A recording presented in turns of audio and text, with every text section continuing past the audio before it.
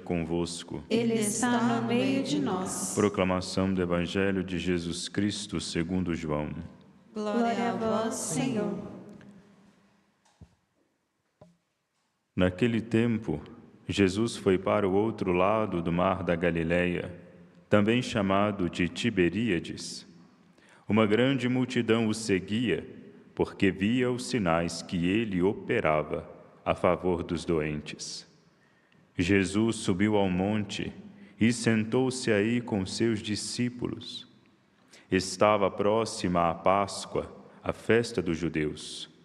Levantando os olhos e vendo que uma grande multidão estava vindo ao seu encontro, Jesus disse a Filipe: Onde vamos comprar pão para que eles possam comer? Disse isso para pô-lo à prova, pois ele mesmo sabia muito bem o que ia fazer. Filipe respondeu: Nem 200 moedas de prata bastariam para dar um pedaço de pão a cada um. Um dos discípulos, André, o irmão de Simão Pedro, disse: Está aqui um menino com 5 pães de cevada e 2 peixes. Mas o que é isso para tanta gente? Jesus disse: Fazei sentar as pessoas. Havia muita relva naquele lugar, e lá se sentaram aproximadamente 5.000 homens. Jesus tomou os pães, deu graças e distribuiu-os aos que estavam sentados, tanto quanto queriam. E o fez o mesmo com os peixes. Quando todos ficaram satisfeitos, Jesus disse aos discípulos: Recolhei os pedaços que sobraram, para que nada se perca. Recolheram os pedaços e encheram 12 cestos com as sobras dos 5 pães, deixadas pelos que haviam comido. Vendo o sinal que Jesus tinha realizado, aqueles homens exclamavam: Este é verdadeiramente o profeta, aquele que deve vir ao mundo. Mas, quando notou que estavam querendo levá-lo para proclamá-lo rei, Jesus retirou-se de novo, sozinho para o monte. Palavra da salvação. Glória a vós, Senhor.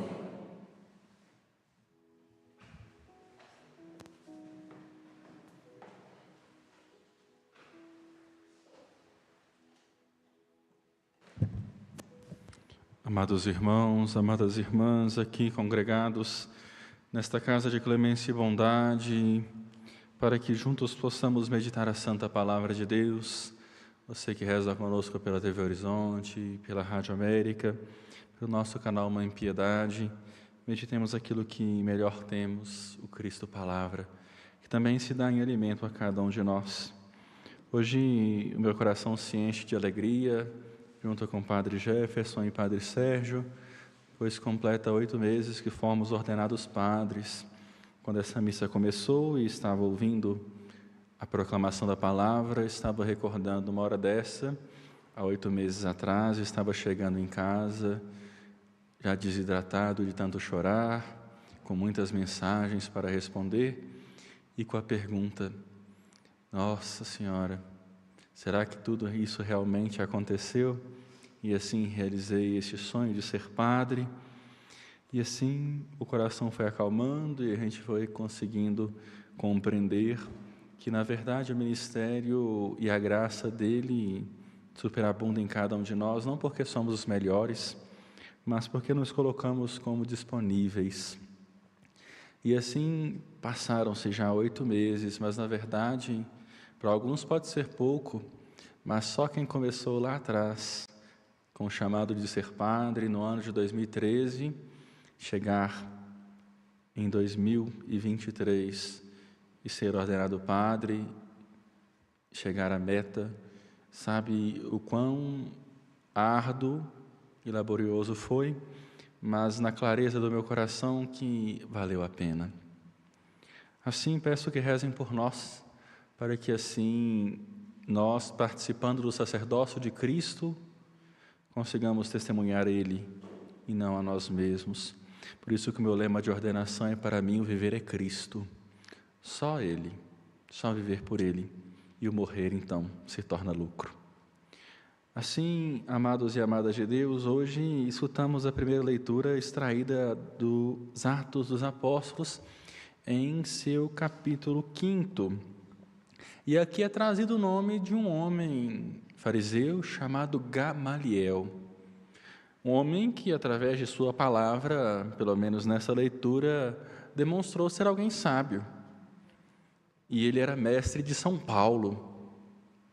Paulo era aluno de Gamaliel na sinagoga.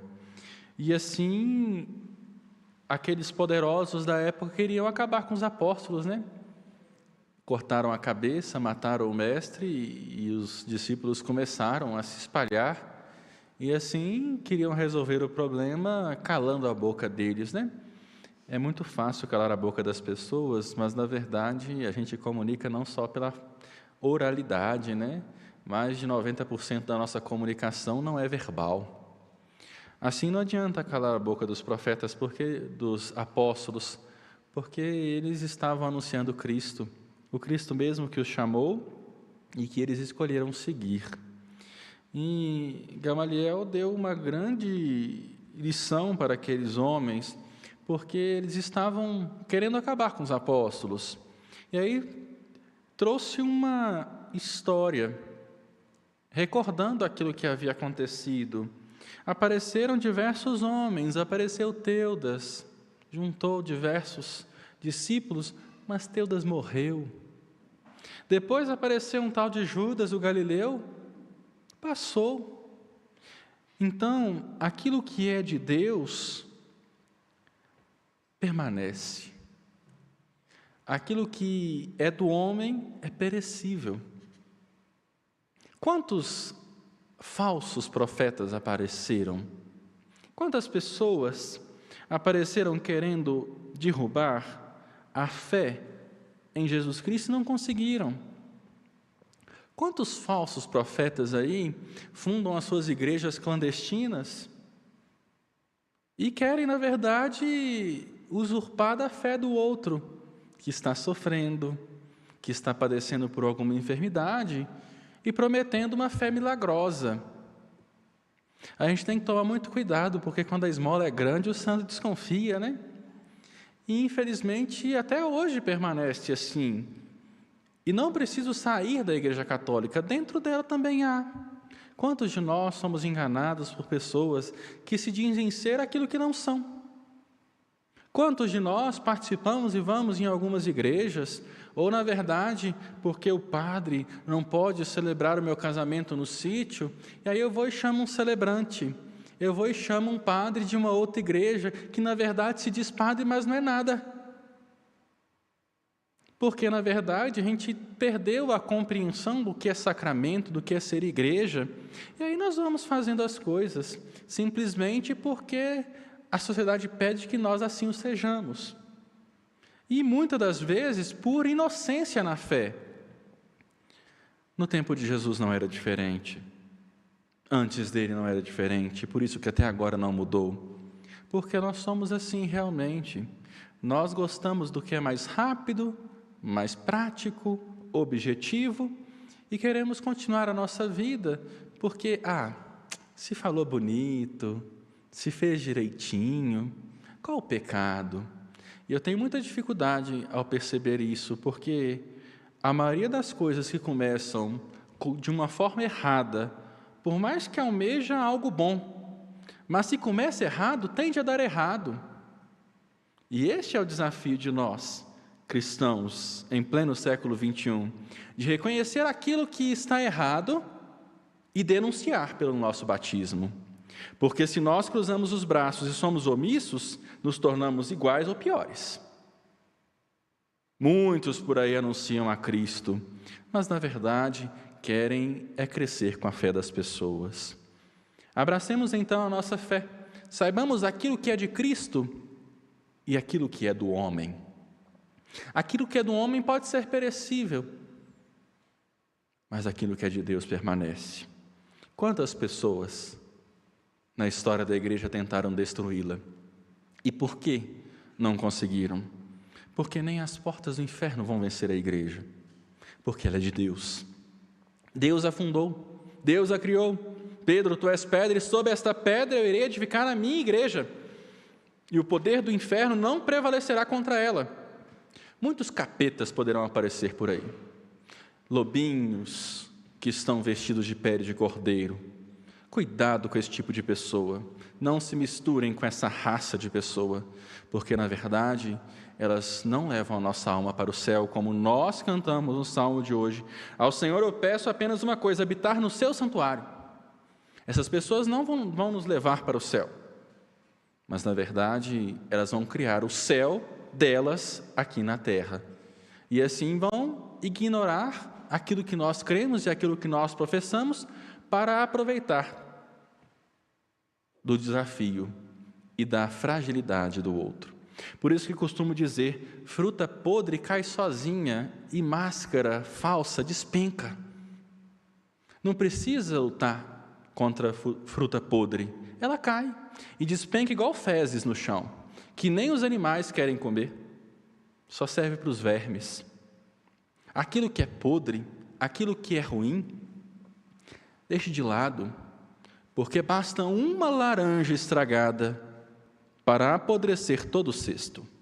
E se você se mistura com coisa podre, você vai se putrificando aos poucos. Abramos os nossos olhos. Apareceram Teudas, Judas, muitos outros. Até hoje em dia tem gente que fala que é Jesus, né? Tem muita gente aí que fala que é Jesus. São loucos. E nós não podemos ficar tocando pandeiro para doido sambar, né? Então, cuidado com quem nós nos misturamos e conheçamos a nossa fé em Cristo, porque é nele que nós somos salvos. Por fim, essa leitura dos Atos dos Apóstolos traz também uma mensagem assim estupenda. Os discípulos se alegraram por serem injuriados por causa do Senhor. Você deve ter vergonha de ser injuriado por aquilo que você é e que os outros sabem que você é. Falso, dissimulado, infiel. Aí sim você tem que ter vergonha. Isso não é injúria, só está dizendo aquilo que nós somos. E às vezes temos dificuldade de aceitar, né? Agora, ser injuriado por conta de Cristo, por causa dele, é alegria para nós. Falaram isso e isso de você, porque você disse isso, isso e isso. Disse aquilo que Cristo ensinou. Se a palavra te incomoda, é porque o seu coração está precisando se converter. Porque você deixa de fazer isso por conta de Cristo.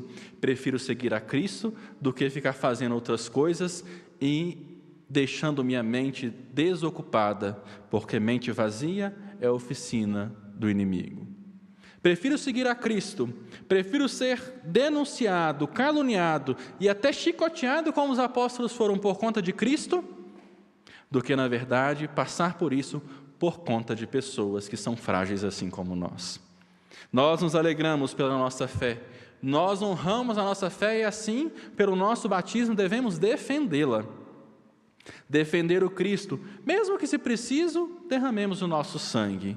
Mesmo que se preciso, percamos amizades. Mesmo que às vezes nós nos afastemos de algumas pessoas, porque elas nos questionam, porque na verdade o Deus que habita em nós incomoda o pecado que está no outro. Não quer dizer que nós não somos pecadores, mas é bonito perceber uma pessoa que reconhece o seu pecado, a sua iniquidade, e não fica apontando o dedo para o outro, se sentindo santinho e melhor do que os outros.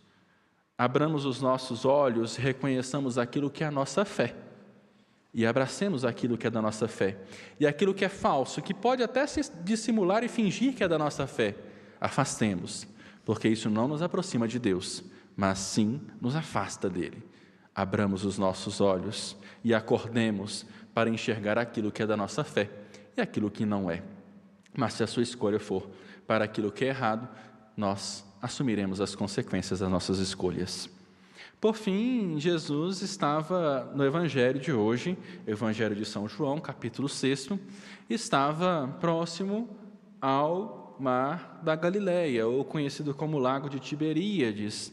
E assim as pessoas começaram a seguir Jesus, porque coisa boa atrai coisa boa, né? Por mais que com certeza muita gente estava lá por interesse, como muita gente fica ao nosso lado para ganhar algo em troca.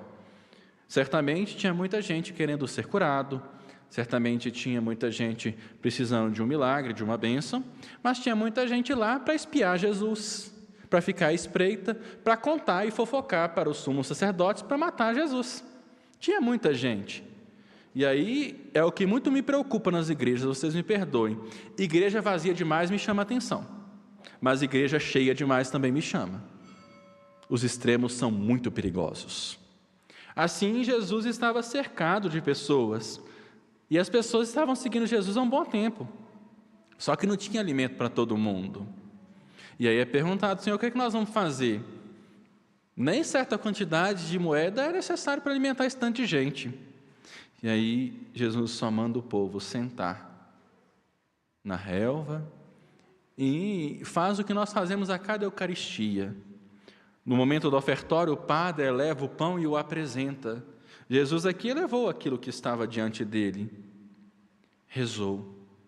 Depois ele partiu, distribuiu. Nós partimos o pão na hora do cordeiro na missa, cordeiro que tira o pecado do mundo, e distribui na hora da comunhão. Assim, aqui está uma prefiguração do que é o rito da celebração eucarística, para dizer que às vezes muitos de nós ficamos falando, né? A missa é a mesma, o rito é o mesmo, o padre fala sempre a mesma coisa. Tadinho, né? Porque não conhece realmente aquilo que participa. Porque se nós realmente conhecêssemos, tinha fila aqui fora para as pessoas entrarem, porque morreríamos de emoção pelo milagre que aqui acontece, onde o próprio Deus se dá em alimento a cada um de nós. Deus se dá em alimento, mas só busca esse alimento aquele que quer e aquele que abre o seu coração para se alimentar. Não é à toa que a Eucaristia é o sacramento da partilha. Ele se dá em alimento a cada um de nós. Mas muitos de nós escolhemos passar fome.